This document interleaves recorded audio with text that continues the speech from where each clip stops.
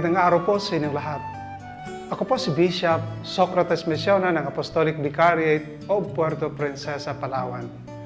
Kami po sa Vicariato ay kaisa sa pagsulong ng adhikain ng Pondo ng Pinoy. Alam po natin na bahagi ng ating pagkakristyanong Katoliko ang pagtulong sa ating kapwa, lalo na sa mga kapuspalad ng ating lipunan. Ani Jesus, anong ginawa ninyo sa inyong kapwa ay ginagawa ninyo sa akin. Ang gawain ito ay hindi lamang tungkulin ng iilan, kung hindi nating lahat na bininyagan, mahirap man o may kaya.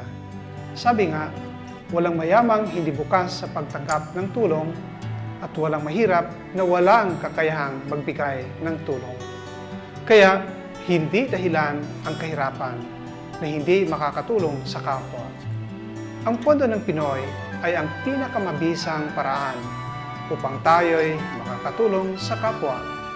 Hindi kailangan ng malaki ang ating maiambag, kung hindi kahit ang barya na halos hindi na natin ginagamit, kung pagsamasamahin ay maging isang malaking halaga.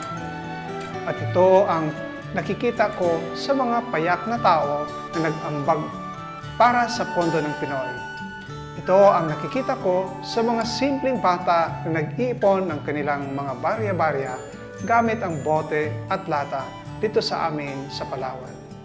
Alam kong minsan, nakakalimot tayo, nakakaligtaan nating gawin ang mga bagay na ito. Kaya ako po ay naghihikayat muli sa inyo.